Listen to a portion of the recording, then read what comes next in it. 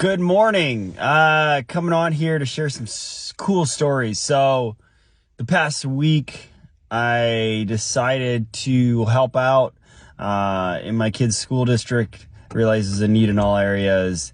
And so I decided to become a substitute teacher. I can't do a lot of it, but I fill in when I can. And I gotta say, it's been pretty awesome. It's been fun. It's been rewarding. It's been educational on my part. And I believe I've been some help, but not only the adults, but the students.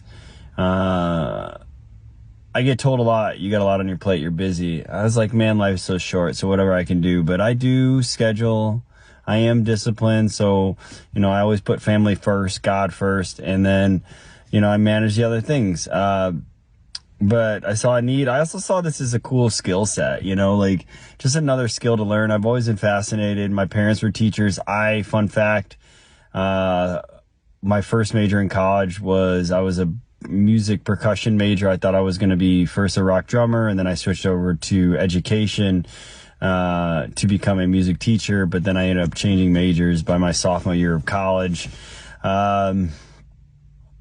Anyways, I digress. The point of this story is it's been really cool. It's been, I never thought, to all those teachers out there, I'm proud of you. Keep doing the good work. I will say that there is a need for good educators. There is a need for an evolution. I can see why things are the way they are in schools. It can be exhausting too. I've been working in a variety of classrooms, but the majority of the time I've been with behavioral and special needs. I think that's the term. If I said that incorrectly, please let me know. Still learning. But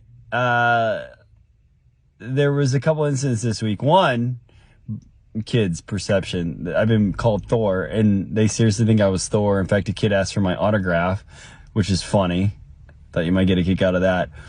But just how, you never know when you go into a new environment or new atmosphere or something that's you're not used to, but you can bring your skill set and what it can do. And here's a couple of those stories. People, me as my health background.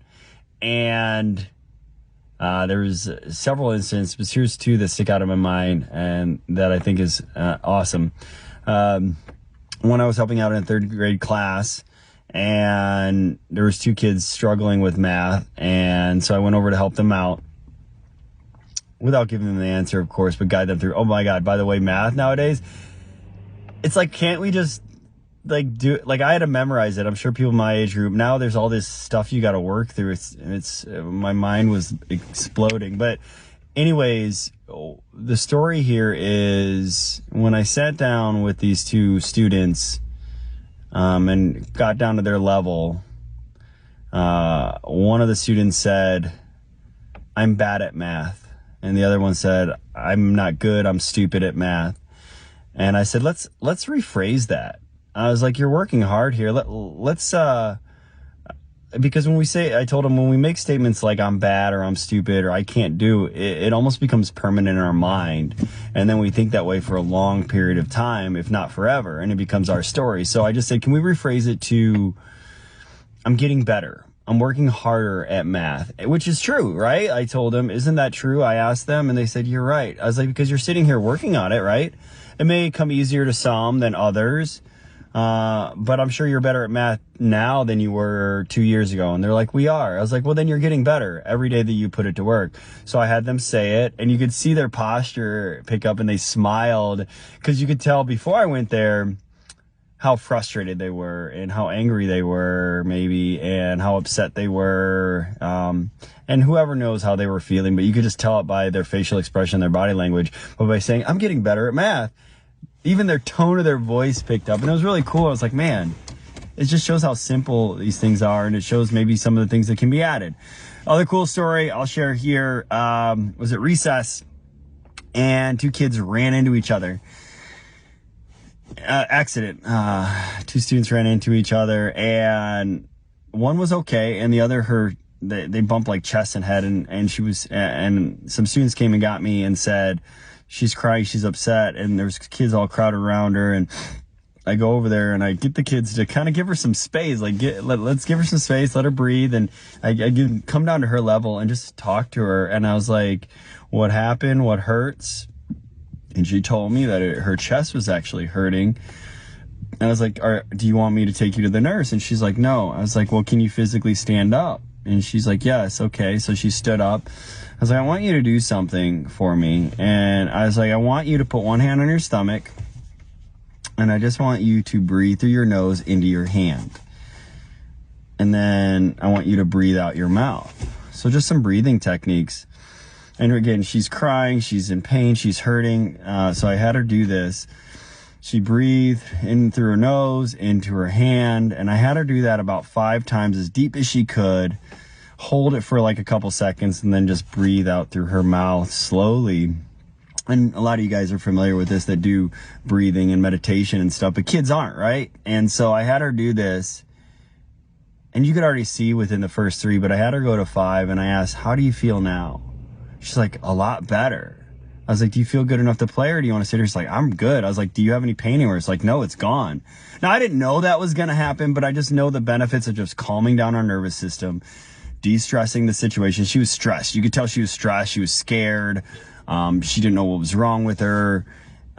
Kids were crowding around her, not making it better. And just by breathing and calming her down, again, I didn't know the severity of it, but this could help. But she didn't want to go to a nurse and I wasn't going to force her.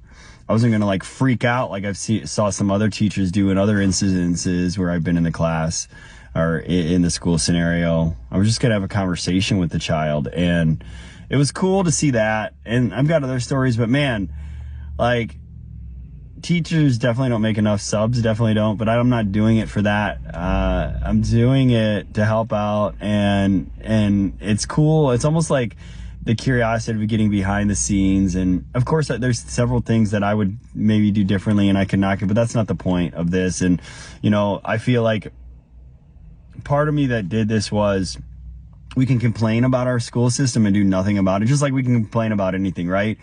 We can complain about the dirt on the street but not pick it up. We can complain about people littering but not stop and clean it up. We can complain all day about anything but not do anything about it. Or we can not complain or complain, whatever, and maybe play a small part in making a little bit of a difference and hoping that it makes a big difference along the way. And I truly believe students are our future. And the kids are our future. And, you know, this is my small part. Plus, I like the flexibility. I don't know if I want to become a full-time teacher anytime soon, but like today, I'm headed into my gym to work with some clients and do some work. And then I got some workshops later today, which is pretty cool. But I just wanted to share that. And maybe there's something in your community that you could do today to make a difference, to volunteer, to help out, being part of the solution. Yeah. Well, so God bless. Have a great Friday and a great weekend. Take care.